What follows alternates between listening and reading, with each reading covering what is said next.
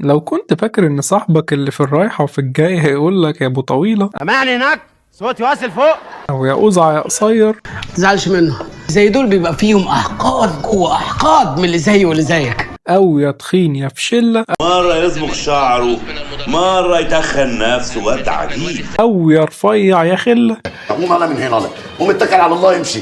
ايه افاتار اللي قاعد في وسطينا ده؟ هو كده لا بيهزقك ولا بيقل منك لا سمح الله. هو في ايه؟ انتوا جايبيني هنا عشان تهزقوني ولا ايه؟ هو بس لقى عنده مؤشر النقص في النازل فقال يملاه عن طريقك. لا انا ما اسمحلكش. لا من فضلك. في ايه يا استاذ؟ احنا صعايده.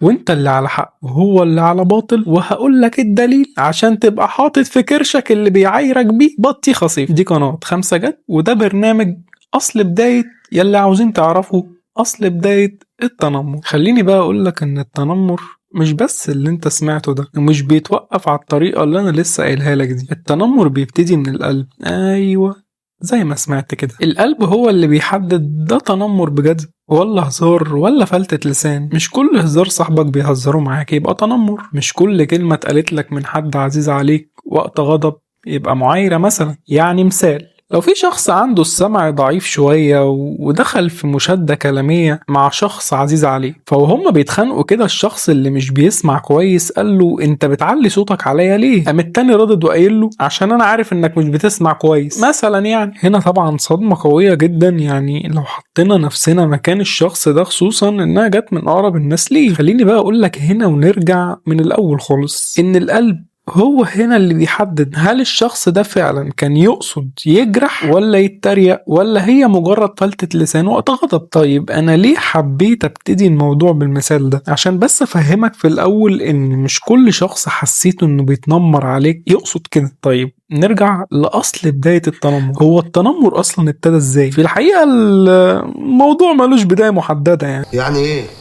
انا مش فاهم حاجة خالص. الموضوع قديم جدا ومش موضة ماشية اليومين دول. عندك مثلا من اشهر مواقف التنمر وذكرت في القرآن الكريم سيدنا نوح عليه افضل الصلاة والسلام، وهو بيصنع السفينة اللي هتاخد مخلوقات ربنا كلها وتنقذها وتوصلها لبر الامان. ما سلمش من لسان قومه اللي سخروا منه وتنمروا عليه في الرايحة وفي الجاية. ومن اشهر الجمل اللي اتقالت له ساعتها يا نوح أتبني سفينة في الصحراء لا ماء فيها ولا بحر. يعني كأنهم مثلا كده بيقولوا له انت هتمشيها على الرملة ولا ايه؟ وده إن دل على شيء يدل على الجهل، زي بالظبط اللي بيتنمر عليك دلوقتي ما يعرفش انك ممكن تكون أفضل منه مكانة عند ربنا عز وجل. وده كمان برضو ذكر في آية من أشهر آيات القرآن الكريم طبعا عن الموضوع ده. بسم الله الرحمن الرحيم. يا أيها الذين آمنوا لا يسخر قوم من قوم عسى أن يكونوا خير منهم. الموضوع هنا ما توقفش بس على سيدنا نوح، بل الموضوع أقدم من كده بكتير. يمكن ابتدى من بداية الدنيا نفسها، من الأول خالص مع سيدنا آدم لما إبليس قال بجملة واحدة بس أنا خير منه. جملة لو اتعمقت فيها شوية هتلاقيها مليانة حقد وغل وتنمر وسخرية، وكل اللي تفكر فيه هتلاقيه في الجملة دي. ومش بس سيدنا آدم، سيدنا هود عليه السلام لما اتقال له إنا لنراك في سفاهة، يعني قليل العقل. ومش بس سيدنا هود وسيدنا نوح وسيدنا آدم، لا ده وصل تقريبا لجميع الأنبياء. انتوا عارفين طبعا الناس دي عانت ازاي في توصيل الرسالة. وصلت كمان مع سيدنا وحبيب قلوبنا كلنا محمد صلى الله عليه وسلم. يمكن هو أقوى مثال في الموضوع ده بالذات، سواء بالأفعال أو بالأقوال. ما بالك بقى انت مجرد عبد من عباد الله بتزعل قوي وبتاخد على خاطرك كأنك أول شخص في الدنيا حد يتنمر عليه. ويا عم لما حد يتنمر عليك في حاجة قول له الله يسامحك،